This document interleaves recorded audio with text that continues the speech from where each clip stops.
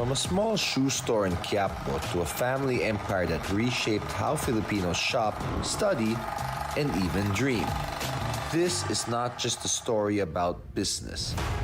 It's a story about character, humility, and nation building, told through the life of Henry C. Sr. and his family.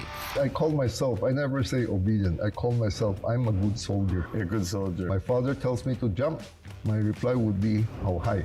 Once called a bottom dweller in academics and sports, We were walloped by Ateneo on that first game that we watched. And I remember very clearly, we went home in his car without talking to each other.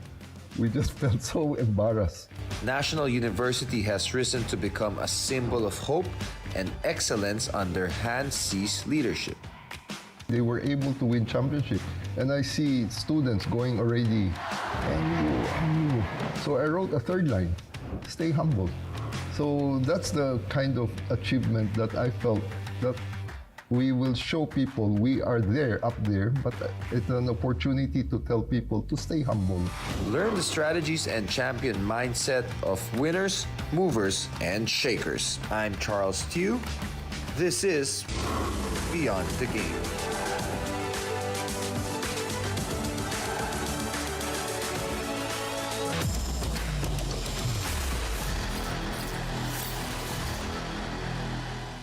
We're here today at the Executive Lounge of the SM Prime headquarters, and with me is none other than my godfather, Chairman of National University, Mr. Hans C.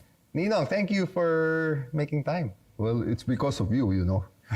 I'm truly honored, actually, it's one of the rare chances for me to even get to sit down with you. You're the busiest man in the country, perhaps, but I'll take advantage of this. So I might as well try to ask some things I've actually never gotten the chance to ask you. And I think one of them is, obviously, I'm a sportsman. So before we get into the whole sports side of the NU program, which you've done such a great job of, what actually made you guys, your family, decide to take over National University?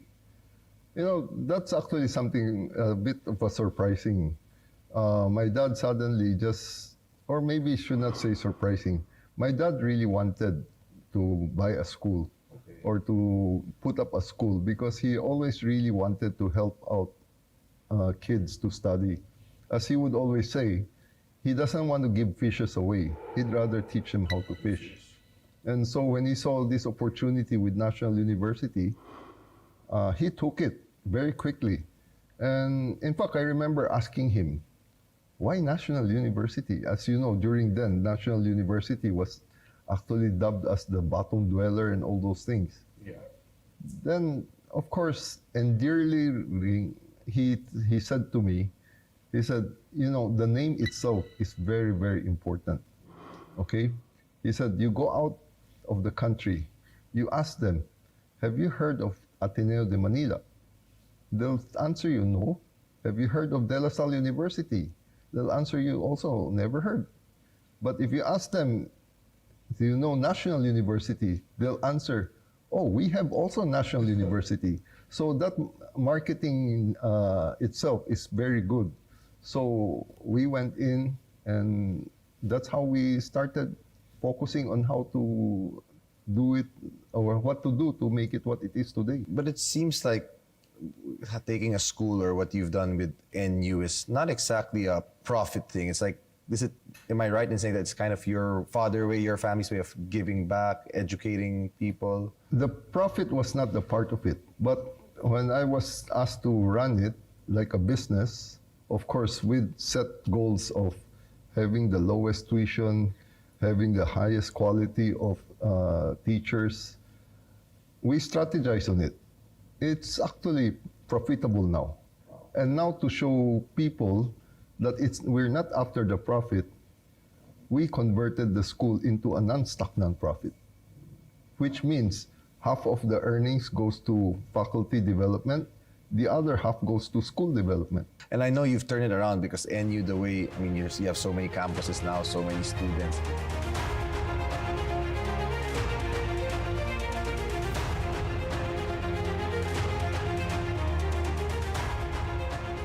And that kind of leads me to my next question. Why or what made you guys decide to really invest in the whole sports program? I remember when you took over the school back then, you tell me the basketball court was parang half court and it wasn't even flat or even, but everything's changed. I mean, you won your first championship in 2014 in the men's basketball. After 60 years. After 60 years. And then the women's championship, I cannot even count how many in a row, the record, maybe in the world of longest winning streak, I don't know. And then the volleyball program, the cheer dance.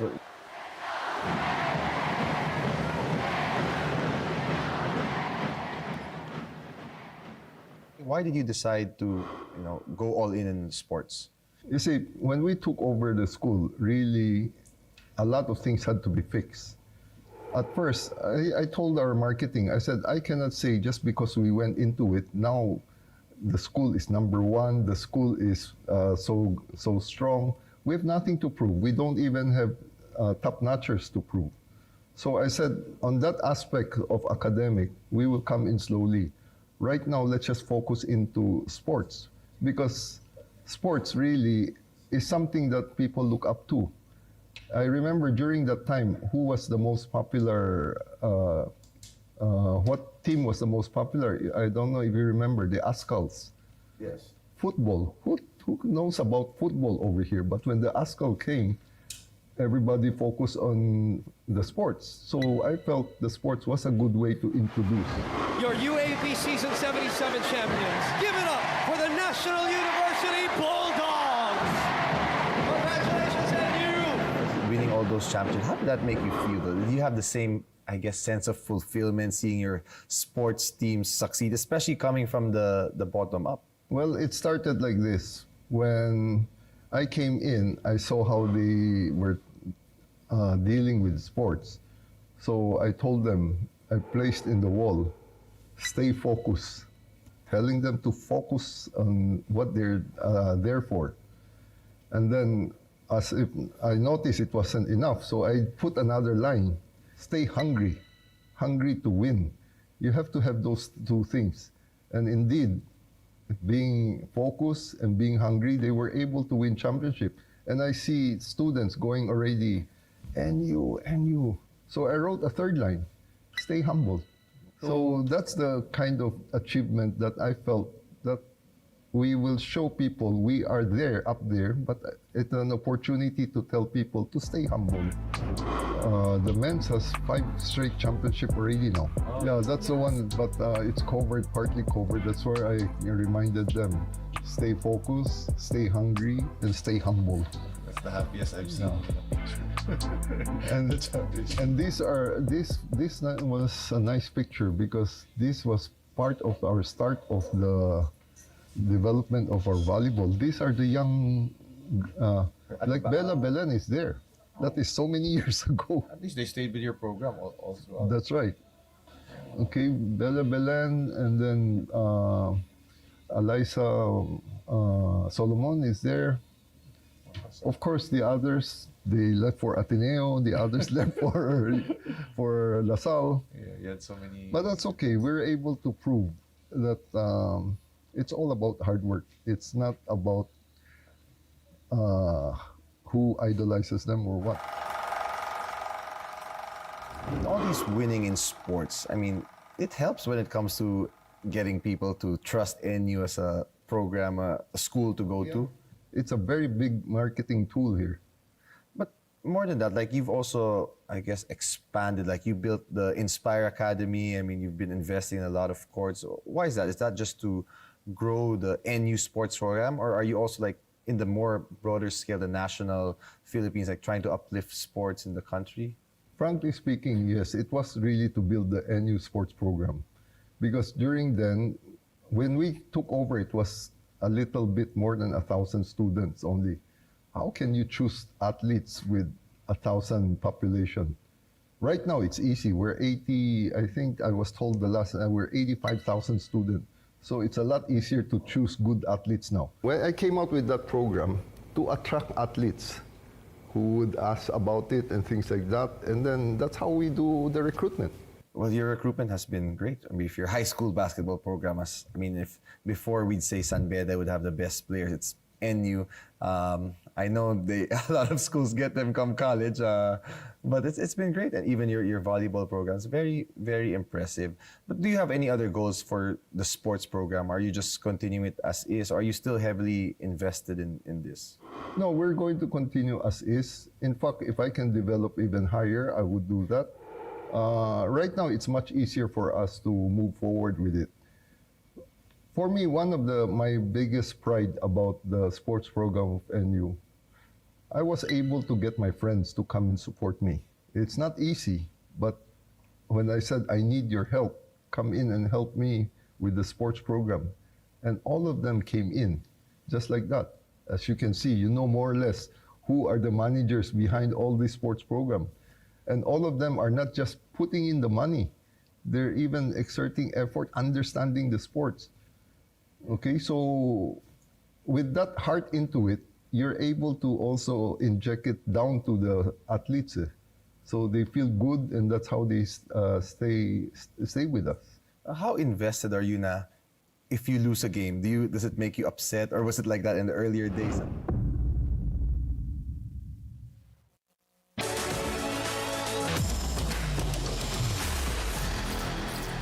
How invested are you na? If you lose a game, does it make you upset, or was it like that in the earlier days at least? Like, I remembered back the days when my father bought the school, and he told me, "Hey Hans, there's a game between NU and Ateneo. Let's go and watch." And he was so organized. Also, he got the marketing group to start understanding the whole thing, to know how to market the whole program. But then we were walloped by Ateneo. That first game that we watched, we went home in his car without talking to each other. We just felt so embarrassed.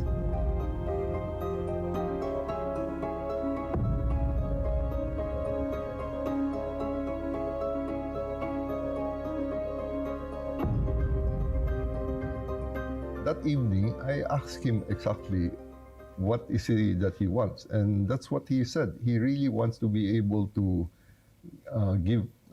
to teach people how to fish, and he wants me to build it up as really a program for him to develop it. And that was how it ended up with me, since I was the one who asked the question.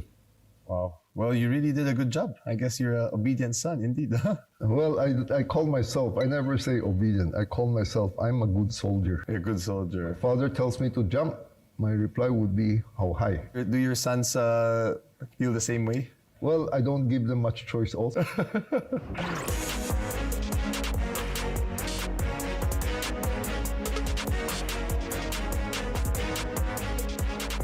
In my 8 years at NU, I really observed and see Mr. Hans, the kind of person that is very, very humble. The mere fact that the athletic director can report directly to the chairman of the board, which is Mr. Hans, diba?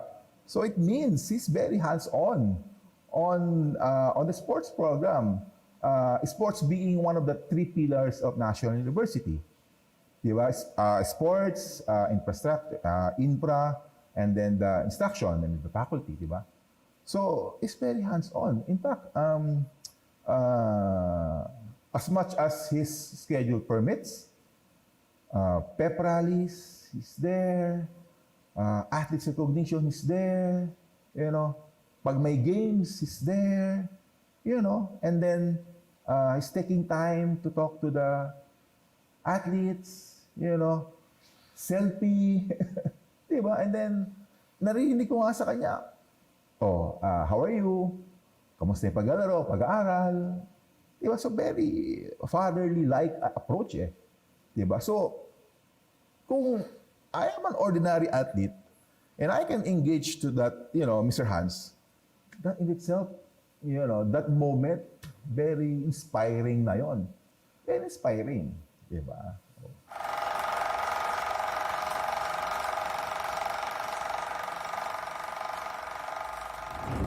Now, moving on a bit from the sports side of NU, I mean, obviously you have such a big role in the family business, but I wanted to ask, like, What is your leadership style or philosophy when overall overseeing a business or people? Well, in business, I normally tell people, again, very similar to what I did with NU, because I developed that since I was handling the operation. Number one is to focus, okay? It is only in focus that you get to really see and understand the situation. And then number two is face your problem squarely. When you have a problem, then start looking for solutions. Analyze it very well, understand it. Then you strategize how to solve the problem. After strategizing, come execution. Monitor the execution closely. And if you do that, I tell you, the results will always be, not always, but as high as 90% will be always be good. And has that always been kind of like your philosophy, or is that something that's changed over time? And No, it's not. It has been there. I've actually watched my father. He's a very organized person. And that's how I just did it. And that's the thing I wanted to encourage everyone. Oftentimes, a lot of people put forth a problem and not knowing what to do. They always have the tendency. A good example was I have experiences with our staff. I would ask them, why didn't you do it this way? The answer would be, sir, because it's so expensive. Then next question would be, expensive? How much? And they could not even answer it. They just concluded it's expensive and they stopped doing it. You see, those are the things that put us to an advantage, because I would always say, if there's a problem, there should be a solution. Look for the solution. If there's no solution, then that's not a problem at all. it's true.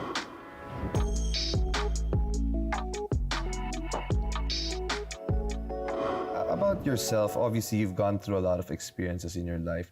Is there a moment that kind of really challenged you, or is there something you can share, a big struggle that you had to go through and to overcome to help shape you to who you are? In life, there's a lot of challenges. Challenges like, am I going to make this much money? Am I going to make a decision that makes me popular? So really, with experience, in the end, I just told myself, do what is right. Do not do what is popular. Okay? Decision should be on what is right and not what is popular. Is that hard for you to do? Yeah, because a lot of easy way out on those things. And also, if I would call it Mr. G, which stands for greed, comes in, yeah, it would be easy for you to choose the other way. But the right thing is, when you do something, making sure everybody benefits from it. And how do you handle it naman when you do what's right and people, maybe even your friends, do not feel the same way about it? Yeah, I would discuss with them, call their attention. I'll find out, I'll ask them, why are you thinking of it this way? There's just so many things. Let me try to set some example. Let's go back to the National University, as my father has done. It would have been easier for him to just be donating money. But yet he really wants to teach people how to fish, because to him that's a long-term view. So that's why we went into running a school and making sure that we're able to reach out as much students as we can. Just like also, we can always have just donated money and then have people appreciate us for it. But that's not it. That's not the right thing to do. The right thing is really to be able to look long-term, to be able to do long-term.